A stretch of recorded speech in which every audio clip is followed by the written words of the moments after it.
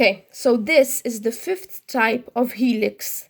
This one is called the rectangular cross-section, the rectangular spring. The reason it's called rectangular is because here we have the rectangular form, okay? So in the next page you're gonna see, the next page which you have afterwards, look, it's called the square cross-section or the square spring. Why? Because instead of a rectangular form, it would be in a square form, okay? Now, right-hand helix, big circle, radius 40 millimeters, small circle 30, we already have them. Pitch is 150 and 1 revolution, okay? So for now, plot everything as per normal, okay? Now, plot 2 single line helices, one from the big circle, one from the small circle. You know how to do this. We've done this in previous videos. So for now, it's like you have a ribbon, okay? Look. Division of a line, plotting the 2 single helices, it's like you have a ribbon, okay? Now, as you can see, we have some starter lines for us. Now, to create the rectangular cross-section, it's really extremely easy. Because first, all you're gonna do is plot a ribbon helix, basically. And then, you're gonna see the length of the rectangle, okay? The length of the rectangle,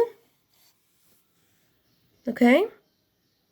You're gonna go on each point that you have. Look, in fact, see where it is? You're gonna go on each point you have of the big helix, place your compass on each point of the big helix, and mark a point on its respective horizontal line, see? Here, see? Go on the next one, it's here in fact, see?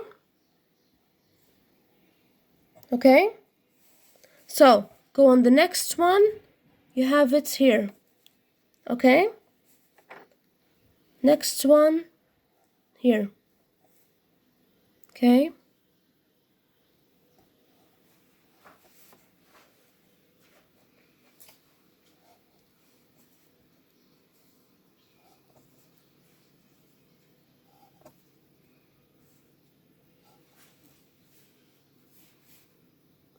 Facts here again, they meet up again, see? Okay? And join.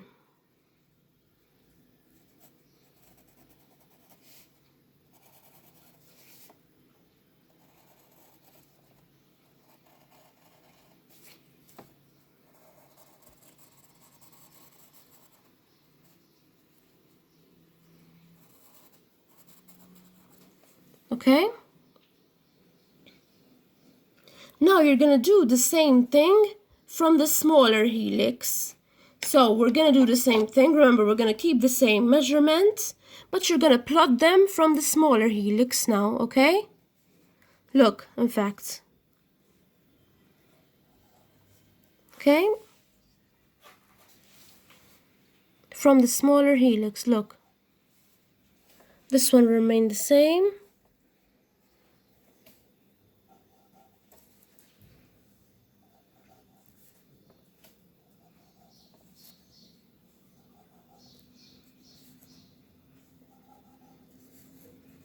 This one remains the same. There they meet up again.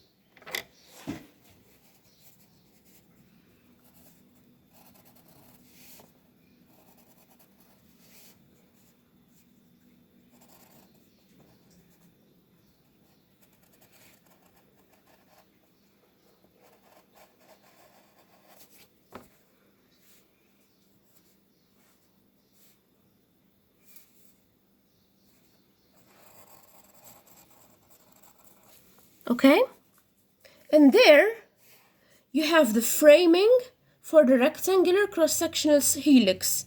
Now, the only thing you have to see, compare this image to this one you have up here and see which lines you have to make bold and which lines you have to keep faint, okay? So compare the two images and see which lines you have to make bold and which you have to keep faint. Now quickly I'm going to show you for the square one.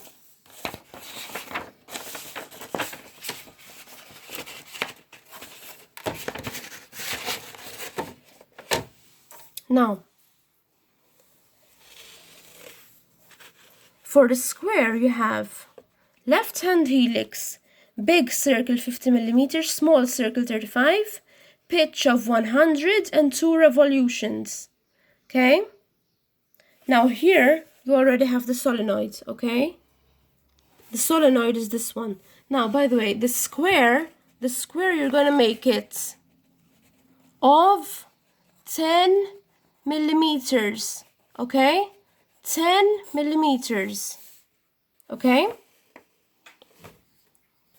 Now, when you draw the helix the same way, the exact same way we did the rectangular one, but now you're gonna do it in square form, okay? So don't forget, if it's 10, here you have to go up 10 as well, okay? 10.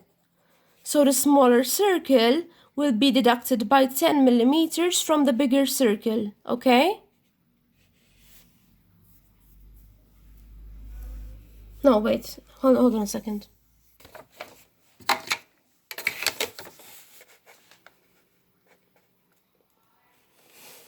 So the smaller circle is here. Can you see it? It's here, over here. Okay? It's over here. Now, check how long this is. This is the size for the bigger circle. Look. In fact, okay?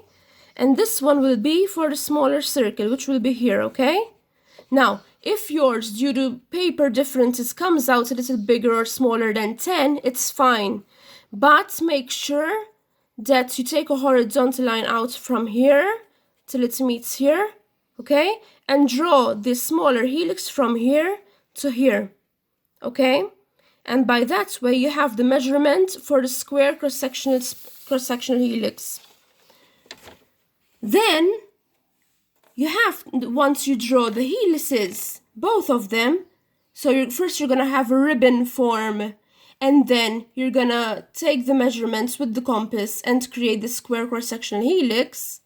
You have the solenoid, okay, you have this solenoid, you compare it to this one, compare this helix you have here to the one you have drawn, and see which lines you have to make bold, and which ones you'd have to leave faint, okay? These ones you'd have to leave them faint because they come behind the solenoid. You have to imagine that this helix is wrapped around the solenoid, so the ones that come on the back, the lines that come on the back, those need to remain faint.